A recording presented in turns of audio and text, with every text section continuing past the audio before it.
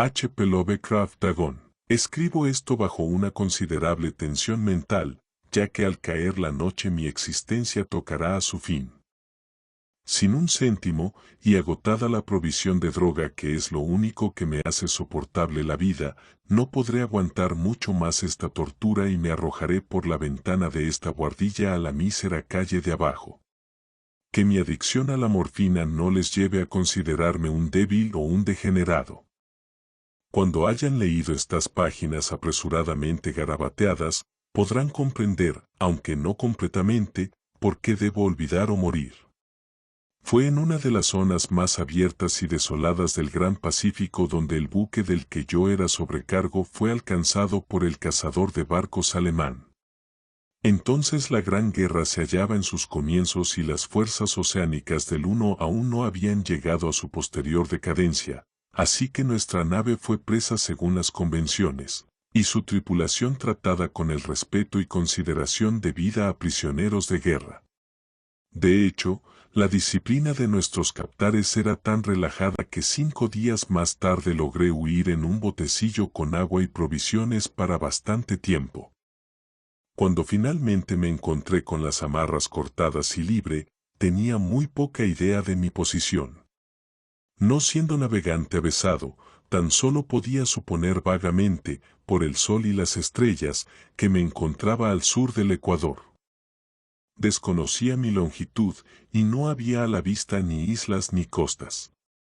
El tiempo permanecía bonancible y durante un número indeterminado de días navegué sin rumbo bajo el sol abrasador, esperando el paso de un barco o la arribada a las playas de alguna tierra habitable. Pero ni barcos ni tierra hacían su aparición, y yo comencé a desesperar en mi soledad, en medio de aquella oscilante inmensidad de azul ilimitado. El cambio tuvo lugar mientras dormía. Jamás conocí los detalles, ya que mi sueño, aunque problemático y repleto de visiones, fue ininterrumpido. Cuando desperté, lo hice para encontrarme medio hundido en una cenagosa extensión de infernal fango negro que me rodeaba en monótonas ondulaciones hasta tan lejos como llegaba la vista, y en el que mi bote se encontraba embarrancado a cierta distancia. Aunque podría suponerse que mi primera sensación ante esa prodigiosa e inesperada transformación del paisaje fuese la del asombro, en realidad me encontraba más espantado que perplejo, ya que había en la atmósfera y en el suelo putrefacto una cualidad siniestra que me helaba hasta la médula. La zona era un pudridero de cadáveres de peces descompuestos, así como de otras cosas menos descriptibles que pude ver insinuándose entre el asqueroso légamo de aquella interminable llanura.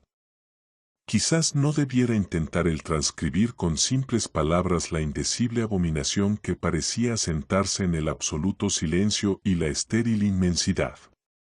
No había nada al alcance del oído, ni de la vista, excepto una inmensidad de negro limo, y, sin embargo, la absoluta quietud y la monotonía del paisaje me agobiaban con un terror nauseabundo. El sol llameaba en un cielo que me pareció casi negro en su cruel ausencia de nubes, como reflejando las ciénagas de tinta que había bajo mis pies. Mientras me arrastraba hacia el bote atorado, comprendí que tan solo había una teoría que pudiera explicar mi situación. Debido a algún cataclismo volcánico sin precedentes, parte del lecho marino debía haber emergido, revelando áreas que parecían haberse mantenido ocultas durante millones de años, en las insondables profundidades oceánicas. Tan grande era la extensión de esa nueva tierra alzada bajo mis pies que, por más que aguzase el oído, no se captaba el menor rumor de oleaje. Tampoco había allí ninguna ave marina que se alimentase de los seres muertos. Durante algunas horas permanecí pensando o cavilando en el bote, que yacía de costado y prestaba una ligera sombra según el sol corría el cielo. Al avanzar el día, el suelo fue perdiendo algo de fluidez, pareciendo en poco tiempo lo bastante seco como para permitir viajar a su través. Esa noche dormí, aunque poco, y al día siguiente preparé un paquete con comida y agua, necesario para una marcha en busca del mar desaparecido, así como de un posible rescate. A la tercera mañana descubrí que el suelo se encontraba lo bastante seco como para caminar con facilidad. La peste a pescado era exasperante, pero me hallaba demasiado absorto en asuntos de más importancia como para preocuparme por eso, y, resuelto, me puse en marcha hacia una meta desconocida. Durante todo el día avancé siempre hacia el oeste, guiado por un lejano montículo que descollaba sobre las demás elevaciones de aquel desierto ondulado. Acampé aquella noche, y al día siguiente aún estaba en camino hacia el montículo, aunque parecía apenas más próximo que cuando le había avistado por primera vez. El cuarto atardecer alcancé el pie del promontorio, que resultó ser mucho más alto de lo que parecía a distancia. Un valle interpuesto hacía aún más pronunciado su relieve sobre la superficie. Demasiado cansado para ascenderlo, me dormí a la sombra de la colina. No sé por qué mis sueños resultaron tan estrafalarios esa noche, pero antes de que la menguante luna, fantásticamente gibosa, se hubiese elevado mucho sobre la llanura oriental, me encontraba despierto, bañado en sudor frío, decidido a no dormir más. Las visiones habidas resultaban demasiado como para atreverse a arrostrarlas de nuevo. Y al resplandor de la luna comprendí cuán necio había sido al viajar de día. Sin el brillo del sol abrasador, mi viaje hubiera resultado menos fatigoso. De hecho, me sentí de nuevo lo bastante fuerte como para acometer el ascenso que había descartado al ocaso. Recogiendo mi hatillo, empecé a subir hacia la cumbre de la elevación. Ya he comentado que la interminable monotonía de la ondulante llanura era fuente de vago horror para mí, pero creo que mi espanto se vio acrecentado cuando alcancé la cima del montículo y miré al otro lado de un inconmensurable barranco o cañón cuyas negras profundidades la luna, aún no lo bastante alta, no llegaba a iluminar. Me sentí como en el fin del mundo, atisbando al borde de un caos insondable de noche eterna. En mi terror me venían curiosas reminiscencias del paraíso perdido y del odioso ascenso de Satán a través de remotos territorios de oscuridad. Al ascender más la luna, comencé a distinguir que las cuestas del valle no resultaban tan perpendiculares como había supuesto. Salientes y afloramientos de piedra proporcionaban apoyos fáciles y seguros para el descenso, además de que a partir de unos pocos cientos de metros la pendiente se hacía más gradual. Acuciado por un impulso que me resulta difícil de analizar por completo, descendí dificultosamente las rocas y alcancé la más suave ladera de abajo, hojeando aquellas profundidades estigias que la luz aún no había penetrado. Sobre todo, mi atención se vio prendida por un objeto grande y singular de la ladera opuesta, que se alzaba a pico 100 metros más adelante, un objeto que relucía blanquecino a los recién llegados rayos de la luna en ascenso. Era tan solo una gigantesca pieza de roca, como pronto pude cerciorarme, pero yo había tenido una clara idea de que su contorno y ubicación no eran completamente obra de la naturaleza. Un examen más detenido me colmó de indescriptibles sensaciones, ya que a pesar de su enorme tamaño y de que se encontraba situado en un abismo abierto en el fondo de los mares desde la juventud de la tierra, vi más allá de cualquier duda razonable que el extraño objeto era un monolito perfectamente tallado, cuya inmensa mole había conocido el trabajo y quizás la adoración de criaturas vivas y racionales. Aturdido y espantado, aunque no sin cierto escalofrío de placer propio de un científico o arqueólogo, examiné los alrededores con mayor detenimiento. La luna, ahora próxima al cenit, brillaba de forma extraña y vívida sobre los colosales peldaños que circundaban el abismo, revelando el hecho de que un regato de agua fluía al fondo, perdiéndose de vista en ambos sentidos y casi llegando a lamer mis pies cuando fui a detenerme al pie de la ladera. Al otro lado del barranco, las pequeñas olas golpeteaban la base del ciclópeo monolito, en cuya superficie puede ver entonces cinceladas inscripciones y toscos relieves. La escritura estaba formada por un sistema de jeroglíficos desconocidos para mí, distinto a cuanto hubiera visto en los libros, consistía en su mayor parte en símbolos acuáticos convencionales, tales como peces, anguilas, pulpos, crustáceos, moluscos, ballenas y cosas así. Algunos caracteres, obviamente, representaban seres marinos desconocidos para el mundo moderno, pero cuyos cuerpos en descomposición yo había observado en la llanura surgida del océano. De entre todo, no obstante, fueron los relieves pictóricos los que más me subyugaron. Visibles con claridad al otro lado del agua interpuesta, gracias a su enorme tamaño, formaban un cúmulo de bajorrelieves cuyos motivos hubieran podido despertar la envidia de un doré. Creo que podría suponerse que aquellos seres representaban hombres. O al menos, cierta clase de hombres, aunque se mostraba a las criaturas retozando como peces en las aguas de alguna gruta marina, o rindiendo pleitesía en algún santuario monolítico, al parecer también sumergido.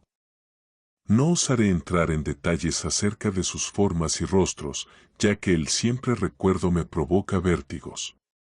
Grotescos más allá de la imaginación de un Poe o un Bulwer, resultaban en líneas generales condenadamente humanos a pesar de sus manos y pies palmeados, labios espantosamente gruesos y fofos, vidriosos ojos saltones, así como otros rasgos aún menos agradables de recordar.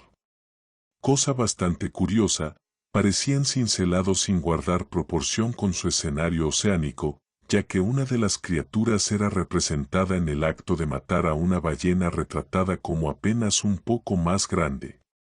Reparé, como digo, en su deformidad y extraña estatura, pero enseguida decidí que se trataba sencillamente de los imaginarios dioses de alguna primitiva tribu de pescadores o marineros. Una tribu cuyo último descendiente había muerto antes de que naciera el primer antepasado del hombre de Piltón o el del Neandertal. Espantado por este inesperado vistazo a un pasado más allá de la imaginación del más aventurado de los antropólogos, estuve meditando mientras la luna vertía extraños reflejos en el silencioso canal que había ante mí. Entonces, bruscamente, lo vi.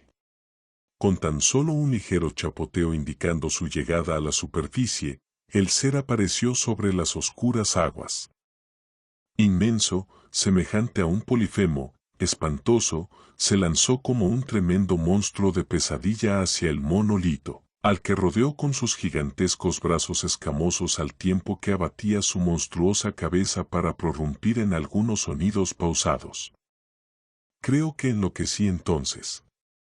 De mi frenético remonte de la ladera y el risco, así como de mi delirante regreso al bote embarrancado, poco es lo que recuerdo. Creo que canté durante largo trecho, y que reía de forma extraña cuando ya no fui capaz de seguir cantando. Guardo confusos recuerdos de una gran tormenta desencadenada algún tiempo después de llegar al bote, y de alguna manera sé que oí retumbar de truenos, así como otros sonidos que la naturaleza profiere tan solo en sus más desbocados momentos. Cuando volví de entre las sombras me hallaba en un hospital de San Francisco, llevado allí por el capitán del barco norteamericano que había recogido mi bote en mitad del océano. Había hablado mucho durante mi delirio, pero descubrí que habían prestado escasa atención a mis palabras. Mis salvadores nada sabían de tierras afloradas en el Pacífico, y no vi la necesidad de insistir sobre cosas que sabían no creerían. En cierta ocasión acudí a un famoso etnólogo y lo entretuve con curiosas preguntas acerca de la vieja leyenda filistea de Dagón, el dios pez, pero advirtiendo enseguida que era irremisiblemente convencional, desistí de mi interrogatorio. Es durante la noche, sobre todo, cuando la luna es gibosa y menguante, cuando veo al ser. Probé la morfina, pero la droga ha resultado ser tan solo una solución pasajera y me ha atrapado entre sus garras como esclavo sin esperanza de remisión. Así que voy a acabar con todo, habiendo escrito una relación completa para el conocimiento o la engreída diversión de mis semejantes. A menudo me pregunto si no habrá sido todo una fantasía. Un simple monstruo de la fiebre sufrida mientras yacía preso de la insolación y enloquecido en el bote descubierto, tras mi huida del buque de guerra alemán. Eso me digo, pero siempre me viene una espantosa y vívida imagen a modo de respuesta. No puedo pensar en el profundo mar sin estremecerme ante los indescriptibles seres que puede que en este mismo instante estén reptando y removiéndose en sus fondos cenagosos, adorando arcaicos ídolos de piedra y tallando sus propias y detestables imágenes en obeliscos submarinos de resumante granito. Sueño con el día en que puedan emerger entre el oleaje y sumergir entre sus garras a los restos de una humanidad débil y agotada por la guerra, el día en que la tierra se hunda y el oscuro lecho marino se alce entre el pandemonium universal. El fin está próximo. Escucho un ruido en la puerta, como si un cuerpo inmenso y resbaladizo se debatiera contra ella. No dará conmigo. Dios, esa mano. La ventana. La ventana.